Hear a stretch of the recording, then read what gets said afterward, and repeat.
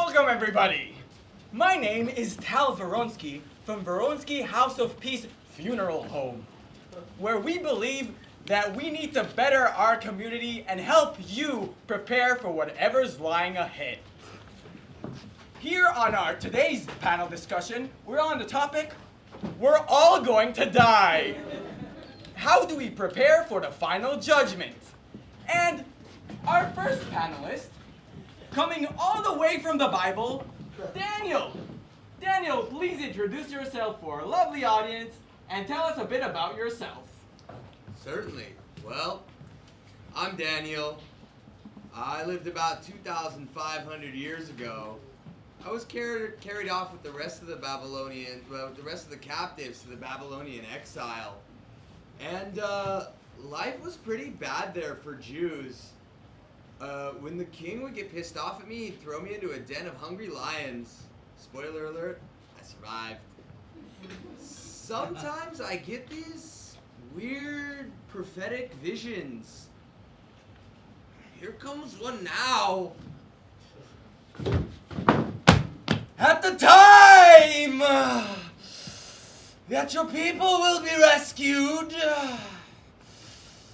some will rise from the dust of the earth, some to eternal life, and others to reproaches, to everlasting abhorrence.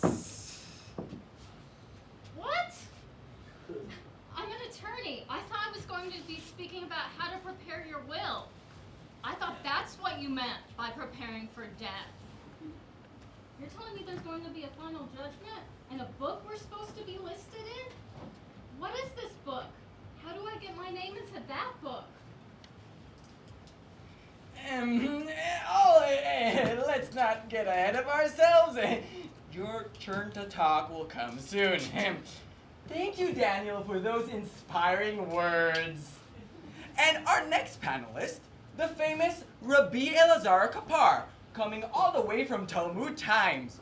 Rabbi Elazar, please introduce yourself for our future customers. Well, I lived about 2,000 years ago, give or take a century or two. I was a rabbinic sage. Some of my best lines were written down in a book about Jewish ethics called Ethics of the Fathers.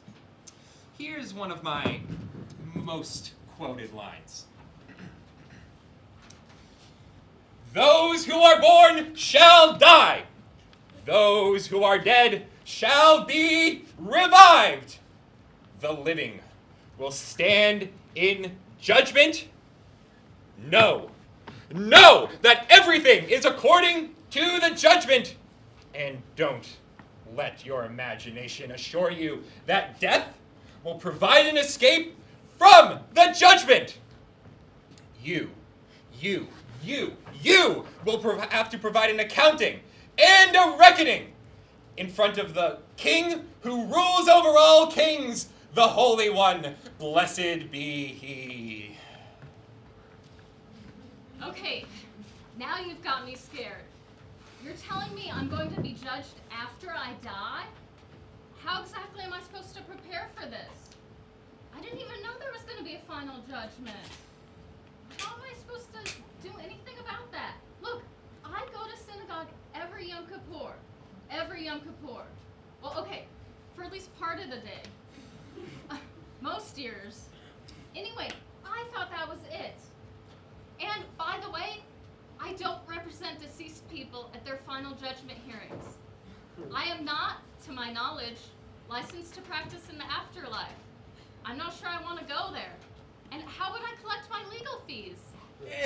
All excellent questions. I'm sorry. I have another meeting back in the Talmud times. The Sanhedrin can't vote without me. I have to go. Hey, maybe you can give me a ride back to the Babylonian exile. I can give you gas money.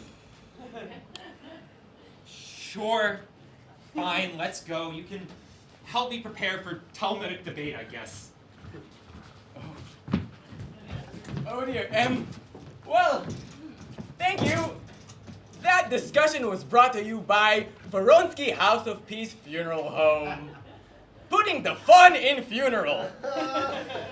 And now, if there's any rushing questions from our audience, we'll be happy to help, because in Voronsky House of Peace of Funeral Home, we always do best to help you prepare for your life and your death. Yes, any questions from the audience? Anyone, yeah, you over there. I'm Jewish, and I'm so sorry. Well, I'm sorry. I'm Jewish and Buddhist. Does that mean I have to go through 2 different lines to be judged? And yes, I'm a little nervous. I was in some pretty hairy situations in the army. Well, my Reform rabbi said there's no such thing as hell. Was she right? Does that mean that I have nothing to worry about? I don't know. I mean, I have a court hearing first thing tomorrow over which ex-spouse gets a share of their deceased husband's estate. That's the only judgment I can think about right now. I have another question. Are there special rules when you're in combat? Do I get extra credit for serving my country? Are there different standards used depending on, in final judgment, depending on whether I'm being judged as a Jew or as a Buddhist? I mean, I serve my country. Man, that's a good thing, right? Well, and who decides even which religion I get judged under? Do I get a vote? Am I a hybrid? It's like going through passport control at the airport. Do I use my Israeli passport or my American passport? Anyway, and also, if my Reform rabbi is right and there's no such thing as hell, does that mean I have to spend eternity with the same Nazis that killed my grandparents' family? Don't you think that would be just a little bit awkward? I told you before, I don't know anything about this final judgment stuff. Look, ma'am, I understand you can't represent someone at their final judgment, but what if you died before me? What if I gave you some money right now? Would you be able to represent me in the afterlife? Well, here's something I could do. I'll give you each one of my business cards. We could sit down and we could discuss your estate planning needs so that your spouses and your kids and your stepkids don't end up fighting World War III at your funeral. You know, there are thousands of religions to choose from, plus no religion, plus whatever you yourself can make up. I'm not sure which of them, if any, is onto something. You'll just have to judge that for yourselves.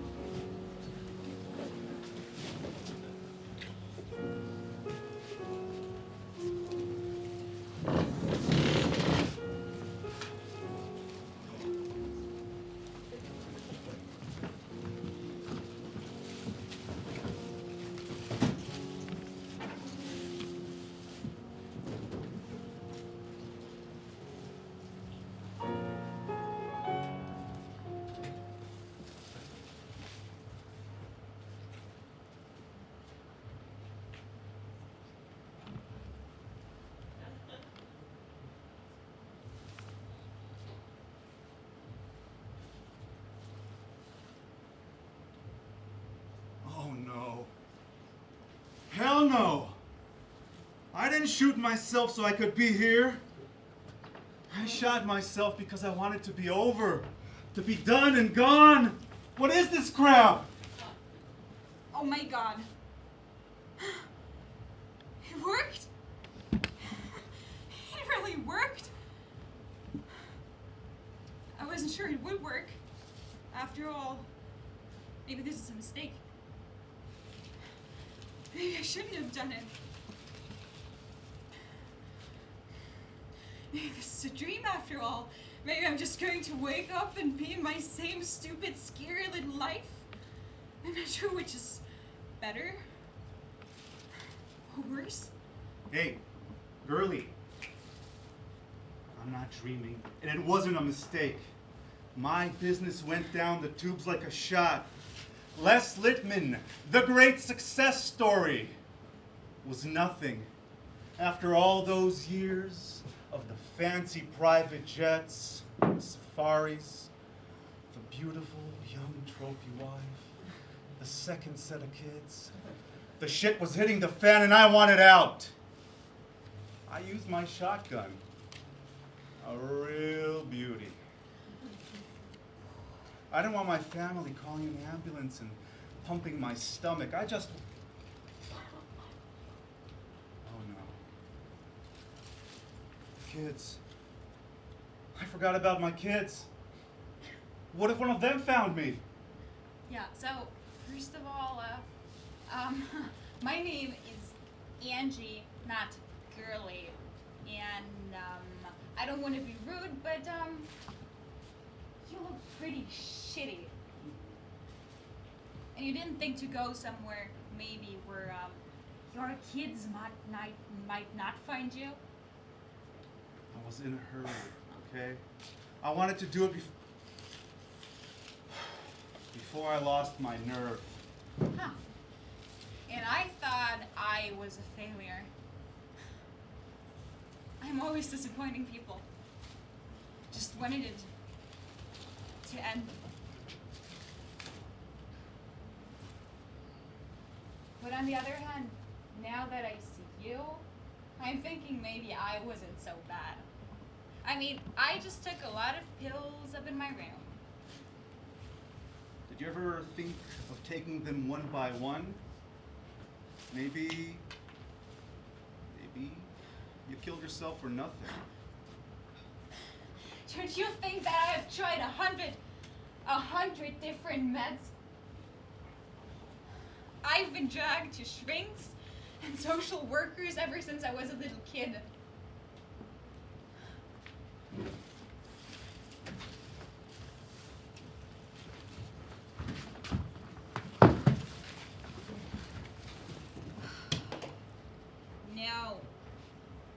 No change. I still feel the same. Bad.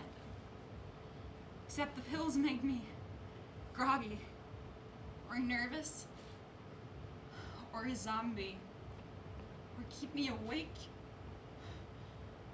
or hurt my stomach.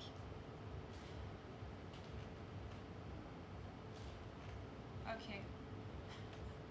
I'll try them for another month.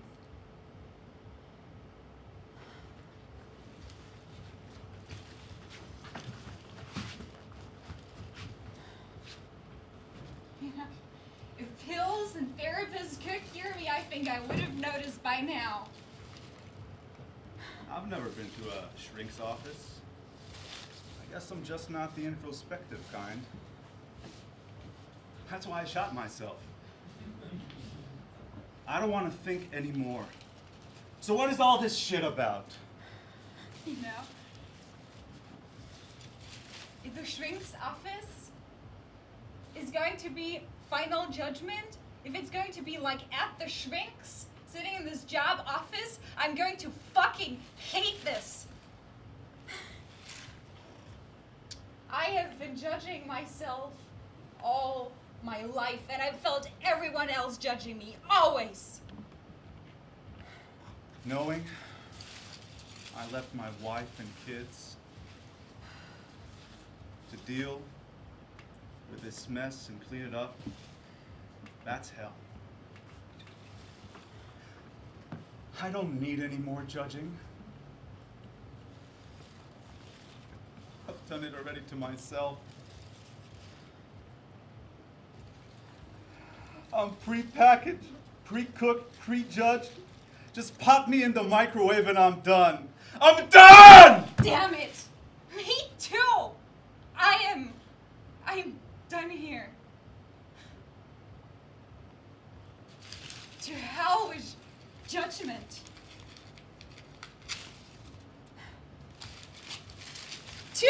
House judgment.